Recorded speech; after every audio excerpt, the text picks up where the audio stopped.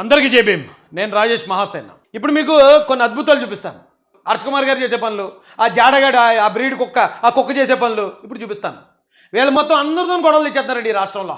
ప్రతి ఒక్కరిని గెలికెత్తున్నారు, ప్రతి ఒక్కరిని తిట్టేస్తున్నారు, ప్రతి ఒక్కరి మీద విషప్రచారం చేసేస్తున్నారు. చేసేసి మేము దళితులు, మేము మాలలం, లేకపోతే మేము క్రిస్టియన్లు, లేకపోతే మేము క్రిస్టియన్లకు సపోర్ట్ అని ఆ దరిద్రం అంతా తెచ్చి మన నెత్తిని పెట్టేస్తున్నారు. వీళ్ళు ఎలా పెడుతున్నారో చూపిస్తాను రండి. ఇది ఒక వీడియో చూశాను నేను. ఈ వీడియోలో అయినా ఒక వ్యక్తి పెట్టిన పోస్ట్ గురించి ఆయన చెప్తున్నాడు. ఆ పోస్ట్ ఏంటి, ఆ వ్యక్తి ఎవరో ఒకసారి మీరు కూడా చూడండి. ప్రభాకరన్ పిల్లి అనే వ్యక్తి సోషల్ మీడియాలో పోస్ట్ చూడండి.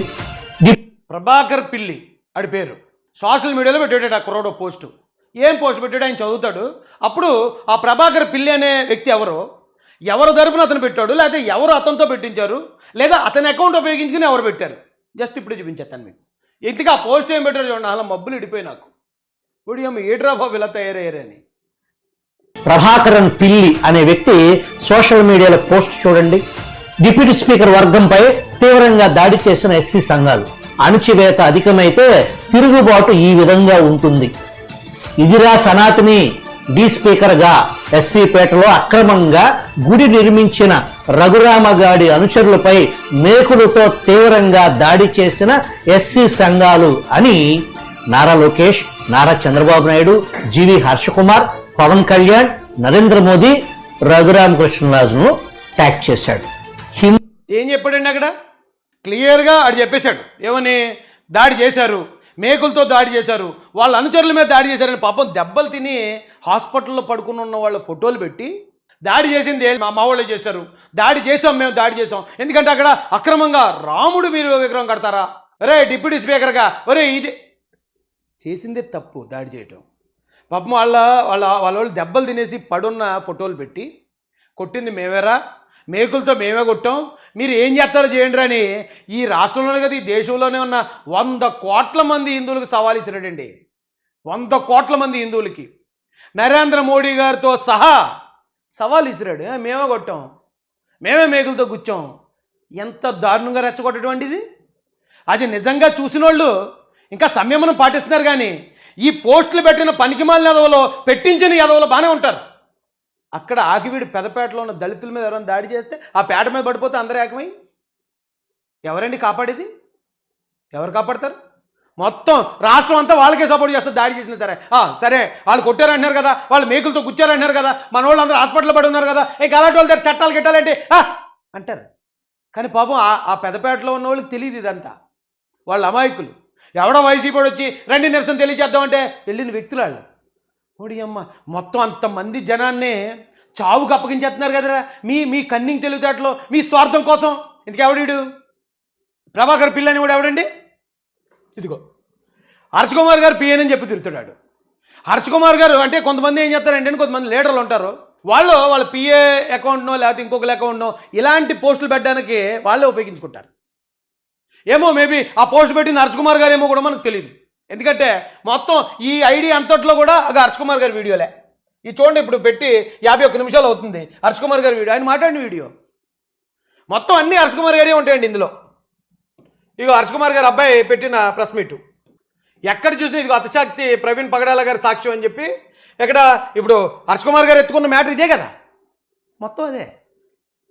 అంటే హర్ష్ కుమార్ గారు ఈ భారతదేశంలోని 100 కోట్ల మంది హిందువులను రెచ్చగొట్టి దళితులను చంపేయమని ప్రూవ్ చేస్తున్నాడు. చంపేయండి వెళ్ళి పెదపేట మీద దాడి. ఆ దళితులను ఒక 50 మందిని 100 మందిని చంపేస్తే మా దళితుల మీద దాడి జరిగిందని నేను చిన్న చిన్న మీటింగులు పెట్టుకుని నేను నాయకుడిగా ఎస్టాబ్లిష్ అవుతాను అని ప్రాణాలు బలిచ్చేస్తున్నారు కదండి. అయ్యే సినిమా బాహుబలి సినిమాలో బల్లాల దేవ 100 అడుగుల విగ్రహం పెడతా ఉంటారు. ఆ తాళ్ళు దిగిపోయి విగ్రహం పడిపోతుంటే బల్లాల దేవ వాళ్ళ నాన్న అంటాడు, సావనే 100 అడుగుల విగ్రహం 100 ప్రాణాలు బలికోరదా అంటే ఆ 100 మంది చచ్చిపోయినా పర్లేదు ఈ పనికిమాలిన విగ్రహం కోసం. ఇక్కడ జగన్ గారిది, ఈ హర్ష్ కుమార్ గారు, పివి సునీల్ కుమార్ గారు, ఈ జాడ శ్రవణ్ గారు అనేవాడు వీళ్ళది. ఎస్, మా లీడర్షిప్ నిలబడడానికి, మా ఓట్లు పడ్డానికి పోతారు ఒక 100 మంది దళితులు. మరి గొడవలు ఆపడానికి ట్రై చేయండి రా, రెచ్చగొట్టకుండా రే బాబు గొడవలకు వెళ్ళకండి, ధర్నాలు చేయకండి, ఎవరి మీద దాడి చేయకండి, చట్టపరంగా చూసుకుందాం అని అది నేర్పించండి రా బాబు. అది వదిలేసి కొడతారు, మేకులతో పొడి చేసాం, దళిత సంఘాలు ఈ ఒక్క సాక్ష్యం చాలు వాళ్ళకి శిక్ష పడిపోనాకి. మరి ఇదిగోరా మీ ఓడే ఇక మీ హర్ష కుమార్ పిఏ అంటాడు వీడు పెట్టాడు ఈ పోస్టు ఇంతకన్నా సాక్ష్యం ఏంట్రా బాబు అని చెప్పి వాళ్ళని దాదాపు 3 నెలలు బయట రానివ్వకుండా చేసినాక సరిపోదు కదా వీళ్ళే చెప్తున్నారు. హర్ష కుమార్ గారే చెప్తున్నారు ఎస్ మేకులతోటి గుచ్చింది మా వాళ్ళే అని చెప్పి హర్ష కుమార్ గారు వాళ్ళ పిఏతో చెప్పించాడు. ఇంకా సాక్ష్యం ఏం కావాలి? ఆ పెదపేటలో ఉన్న 57 మంది అమాయకులు వాళ్ళు జైలు పోయి 3 నెలల దాకా బయట రాకుండా బెయిల్ కూడా రాకుండా ఉండండి. నేను చెప్తున్నానండి ఈ దేశంలో ఏ దేశంలో అన్నా ఆ దేశంలో ఆయా దేశాల్లో ఉన్న మెజారిటీ మతం ఏదైతే ఉందో ఆ మతానికి ఎప్పుడన్నా చేటు చేసేవాడు ఎవడన్నా ఉంటే ఆ దేశంలో ఉన్న పెద్దోళ్ళు కూడా కోపం తెచ్చుకుంటారు. అది జరుగుతుంది. రాజ్యాంగంలో అందరూ సమానం అని ఉంటుంది. ఉన్నా కూడా వీడు మనల్ని తిట్టాడండి అన్నప్పుడు ఆ చేసింది తప్పు అన్నప్పుడు అక్కడ న్యాయం తీర్చే ప్లేస్లోగా నేను ఉన్నాను అనుకో, నన్ను తిట్టాడు కానీ రాజ్యాంగం తిట్టమని హక్కు ఇచ్చిందంట పాపం నిర్దోషాలు వదిలేద్దాం అనుకుంటాడు ఎవడన్నా అనుకుంటాడా? ఎందుకు అమెరికాలో మొన్న ఏదో ఆంజనేయ స్వామి విగ్రహం ఏదో కడదాం అనుకున్నారు, పెద్ద విగ్రహం. అమెరికాలో మన వాళ్ళు పెద్ద పెద్ద గుళ్ళు కట్టారు, టెంపుల్స్ కట్టారు, చక్కగా పూజలు చేసుకుంటూ ఉంటారు. ఎక్కడ అమెరికన్ సబ్జెక్ట్ని చెప్పలే. కానీ పెద్ద విగ్రహం కట్టాలన్నప్పుడు అక్కడున్న కొంతమందికి వ్యతిరేకత వచ్చింది. కొంతమంది అమెరికన్స్ వ్యతిరేకించారు. ఏంటి ఇక్కడికి వచ్చి ఎంత పెద్ద కట్టడాలు, ఇది కరెక్ట్ కాదని చెప్పి వాళ్ళు ఇది అంటే మనం చేసుకున్నంత వరకు పరిమితి ఉన్నంత వరకు ఏ దేశంలో అన్నా ఎక్కడన్నా ప్రశాంతంగా ఉండొచ్చు. ఈ దేశంలో కూడా క్రిస్టియన్స్ ముస్లిమ్స్ ప్రశాంతంగా ఉండొచ్చు. ఎక్కడి వరకు? ఎదురుని గెలకనంత వరకు, మెజారిటీ మతాలను గెలకనంత వరకు. తెలియక ఒకప్పుడు ఏది చేశారంటే అర్థం ఉంది. ఇప్పుడు ఏంటండి బాబు ఈ దరిద్రం?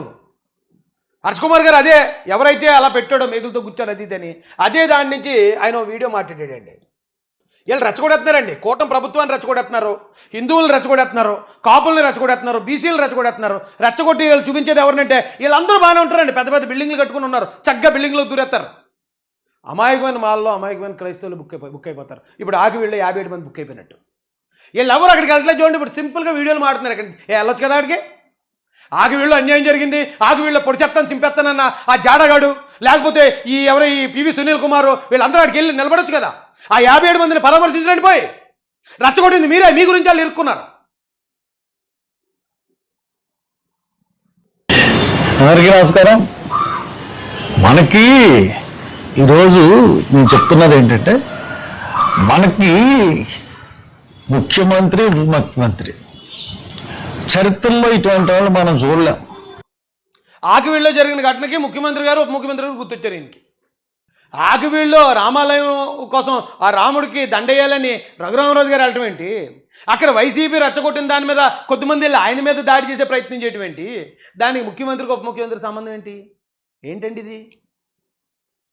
జాతి మేలుకోకపోతే ఇలాంటి వాళ్ళని ఇప్పటిదాకా అనలేదు కానీ ఇలాంటి వాళ్ళని జాతి దూరం పెట్టకపోతే, ఇంకా చెప్పాలంటే తరిమి కొట్టకపోతే వీళ్ళు చేసే తప్పులన్నీ జాతి మోయాల్సి వస్తుంది. గవర్నమెంట్లకు వ్యతిరేకం, కాపులకు వ్యతిరేకం, అగ్రకులాలకు వ్యతిరేకం, బ్రాహ్మణులకు వ్యతిరేకం, ఇంకా మొత్తం ఇంకా ఈ దేశంలో ఉన్న అందరికీ వ్యతిరేకం చేసేసి వీళ్ళ కాళ్ళు దగ్గర పెట్టుకుందామని చెప్తున్నారు ఈ జాతిని. అంటే వాళ్ళ ప్రవర్తన ఎలా ఉందంటే అసలు వీళ్ళు ముఖ్యమంత్రి ప్రజల గురించి ఏమైనా ఎన్నుకున్నారా లేకపోతే దేని గురించి వీళ్ళు ముఖ్యమంత్రి ముఖ్యమంత్రిగా ఉన్నారు? ప్రజలు సాగదీసి మాట్లాడండి బాబు, చాలా టైం పడుతుంది. ప్రజలు వీళ్ళకి అధికారం వచ్చింది ప్రజలను రక్షించడానికా వీళ్ళు ఎమ్మెల్యేలను రక్షించుకోవడానికా అన్నది అర్థం కాని పరిస్థితి. ఎందువల్లంటే నిన్న ఆకివీడులో జరిగిన గొడవ ఎక్కడ జరిగింది? రఘురామరాజు కృష్ణరాజు ఇంటి మీదకి వెళ్ళి దాడి చేయలేదు, లేకపోతే ఊళ్ళోకి వచ్చి జన సైనికుల మీద ఇంటి మీద దాడి చేయలేదు. ఎక్కడ జరిగింది? ఆకివీడు పెద్దపేటలో జరిగింది. ఆకివీడు పెద్దపేట దళితపేట. అక్కడ ఒక అమ్మవారి గుడి ఉంది. ఆ అమ్మవారి గుడికి దగ్గరికి వెళ్ళి అక్కడ విగ్రహం పెట్టాలన్నాడు, శ్రీరాముడి విగ్రహం. వాళ్ళకి ఇష్టం లేదన్నారు. ఇష్టం లేదన్నప్పుడు చర్చలకు పిలిచి వాళ్ళని పిలిచి గతంలో ఎంపీ చేసిన వ్యక్తి ఆకివేడి పెదపేటలో ఉన్న హిందూ దేవాలయం అమ్మవారు ఉన్నారా, అయ్యవారు ఉన్నారా, శ్రీరాముడు ఉన్నారా, మరొకరు ఎవరైనా ఉండేవండి.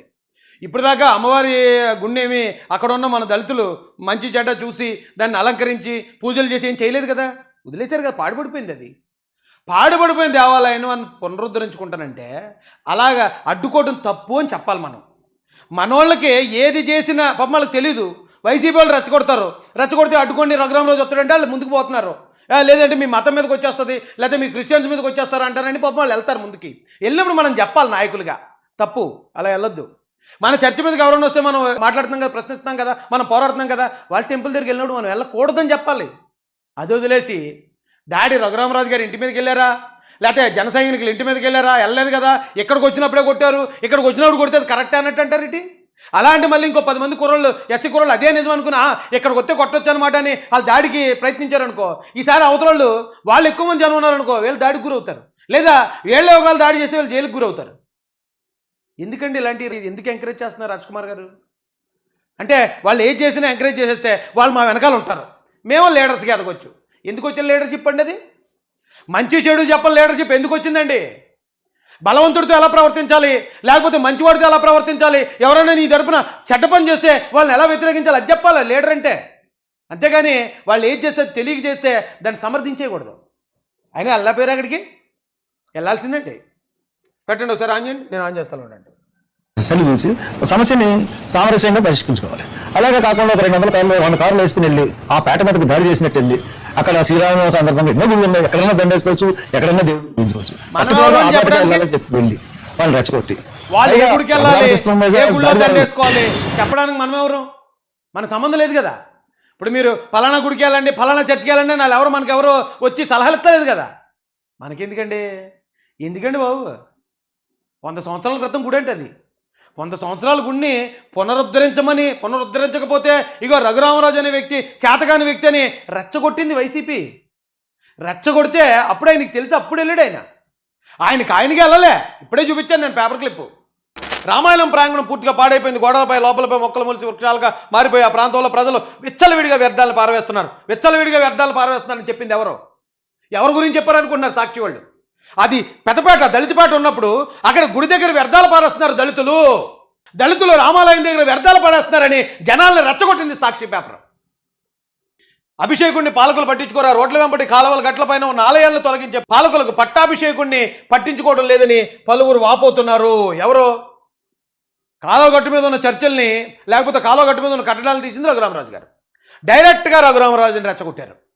ఏమైనా అక్కడ అలా చేస్తున్నావు కదా, ఇక్కడ 100 సంవత్సరాల నుంచి ఉన్న రామాలయం కట్టవా, అక్కడ దళితులందరూ వ్యర్థాలు పడుతున్నారు పట్టుకెళ్ళి అక్కడ అని సాక్షి పేపరు, భారతిరెడ్డి గారి పేపరు, జగన్ రెడ్డి గారి పేపరు RRR గారిని రెచ్చగొట్టి రఘురామరాజుని అలా రప్పించి దళితుల్ని రెచ్చగొట్టి దళితుల్ని ఎలా పంపించి గొడవ పెట్టించి వాళ్ళందరినీ జైలుకి పంపించి ఇప్పుడు మిమ్మల్ని రప్పించి మీరు బాగానే చేశారా, మళ్ళీ అలాంటి దాడులే చేసి మీరు జైలుకి పోండి, మేము మాత్రం దీన్ని చూపించి దళితుల మీద ఎలా చేసిందని రెచ్చగొట్టి పాప ఎస్సీ ఓటింగ్ను మళ్ళీ మా జగన్ గారి దగ్గర తీసుకెళ్తాము. ఏంటండి ఇది? అలాంటి మాటలు వింటున్నప్పుడు ఇప్పుడు మన మీద ఎవరైనా దాడి చేసినప్పుడు అది కుల వివక్ష, కులంతో దాడి చేసాం, మా మీద దాడి జరిగింది, ఎస్సీ ఎస్టార్సీ కట్టాలి, వాళ్ళని అరెస్ట్ చేయాలి అని మనమే కదా రోడ్లు ఎక్కుతాం. దెబ్బ ఎవరికైనా దెబ్బే కదా. అవతలడి మీద గాయం జరిగినా సరే అలా చేయకూడదని ఖండించాలి తప్ప అబ్బాయి అదేం కాదు, అదేం పెద్ద దెబ్బ కాదు. ఏంటండి ఇలా అయితే సమాజం ముందు మీరు చెడ్డైపోవడమే కాదు, మీరు చెప్పుకుంటున్న కులం ఆ కులం మొత్తం చెడ్డైపోతున్నాడు బాబు. ఏమనుంటే మీరు పార్టీ వ్యక్తిగా మాట్లాడుకోండి, పోనీ కులాన్ని వదిలిపెట్టండి బాబు. ఇలాంటి విషయాల్లోకి కులాన్ని మొత్తం దోషిగా నిలబెట్టకండి బాబు. ఏమంటే ఇప్పుడు ఆయన అయిపోయాడు కదా, ఆయన పిఏ పెట్టాడు పోస్టు, అతను కన్ఫర్మ్ చేశాడు, ఎస్ మా వాళ్ళే దాడి చేశారు, మేకులతో దాడి చేశారు, మళ్ళీ మా దగ్గరకు వస్తే మేము ఎలాగ ఉంటాం, తిరుగుబాటు తీవ్రం అవుతుంది, రఘురామరాజు ఒరే డీసీఎం మొత్తం హర్ష్ కుమార్ గారి ఆధ్వర్యంలో జరిగింది అది.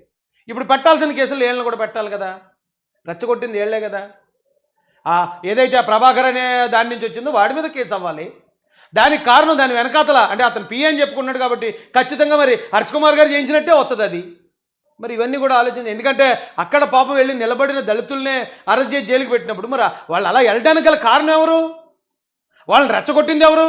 రఘురామరాజు గారి మీద కూటమి ప్రభుత్వం మీద ఉన్న ద్వేషంతో వైసీపీకి మేలు చేయాలనే ఉద్దేశంతో వాళ్ళని అలా రెచ్చగొట్టి బలిపశువులు చేసింది వాళ్ళు కదండి అసలైన క్రిమినల్స్. వాళ్ళని కదా అరెస్ట్ చేయాలి. 57 మంది ఆకివీళ్ళలో ఉన్న అమాయకులైన దళిత వాళ్ళనే కాదండి, వాళ్ళని రెచ్చగొట్టిన వీళ్ళ మీద కూడా పెట్టండి కేసు. మీరు పెట్టకపోతే నేను వచ్చేస్తాను కంప్లైంట్ ఆకివీడు వచ్చి. ఇవే పోస్టులు ఇదే వీడియో ఈ బాడిగల్లో డిలీట్ చేస్తారు మళ్ళీ రేపు ఎల్లుండిలోకి వెళ్ళేటప్పటికి. కాబట్టి ఆల్రెడీ ఇప్పుడు ఇందాక నేను విజిల్లో చూపించిన ఆ పోస్ట్ ఏదైతే ఉందో ఆ ప్రభాకర్ పిల్లి అనే ఐడి నుంచి వచ్చింది, ఆ పోస్ట్ ఆల్రెడీ డిలీట్ చేశాను. డిలీట్ చేసిన ఆ విజిల్ అనే ఆయన స్క్రీన్ షాట్లు అయ్యి ఆయన దగ్గర ఉంటాయి కాబట్టి అవసరమైతే తీసుకుంటాం. హర్ష్ కుమార్ గారు కన్ఫర్మ్ చేసి రెచ్చగొట్టి వాళ్ళని ఈ గొడవకి ప్రేరేపిస్తున్నారు అంటాను కదా, ఆధారం సరిపోద్ది. ఈడొకడు ఈ జాడగాడు ఈడు కూడా మొత్తం జాతిని పెంట చేస్తున్నాడు. వీడు కాపులను తిట్టేస్తాడు, పవన్ కళ్యాణ్ గారిని తిట్టేస్తాడు, లోకేష్ గారిని తిట్టేస్తాడు, చంద్రబాబు నాయుడు గారిని తిట్టేస్తాడు. ఏంటి 5 కోట్లు 5 సీట్లు అంటే 5 కోట్లు చెప్పి 178 800 కోట్లు ఎంత అయింది, 800 కోట్లుని 5 సీట్లు ఇచ్చేమని అడిగాడు. వీడు మొఖాన్ని అద్దంలో చూసుకోరా బాబు, వెళ్ళి నువ్వు ఆ పౌడర్ లేకపోతే నీ మొఖాన్ని నువ్వే గుర్తుపట్టలో పోరా అని చెప్పంటే వెంటనే వీడు జాతిని అడ్డపెట్టుకుని మొత్తం అందరినీ కులాల మతాలు అన్నింటినీ జాతికి శత్రువుని చేస్తున్నాడు. ఇలాంటి వాళ్ళని మాత్రం దూరం చేయకపోతే, వీళ్ళు మాకు సంబంధం లేదు, జాతికి సంబంధం లేదు, మేము న్యాయం ఎటుంటే అటు ఉంటాం, ఏ పార్టీ మాకు న్యాయం చేస్తే వాళ్ళే మా సొంత వ్యక్తులు అనేది ఈ మాలల్లోనూ క్రిస్టియన్స్లో ఉన్న వాళ్ళు బయటికి వెళ్ళి చెప్పకపోతే వాళ్ళు చేసే ఏదో పని మొత్తం అందరూ మొయ్యాల్సి వస్తుంది. రోజులు చాలా దారుణంగా మారిపోతాయి రానున్న కాలంలో. మళ్ళీ చెప్తున్నాను, దీనివల్ల నాకేం లాభం లేదు, నష్టం లేదు. ఈ ప్రమాదాన్ని మాత్రం మీకు హెచ్చరిస్తున్నాను.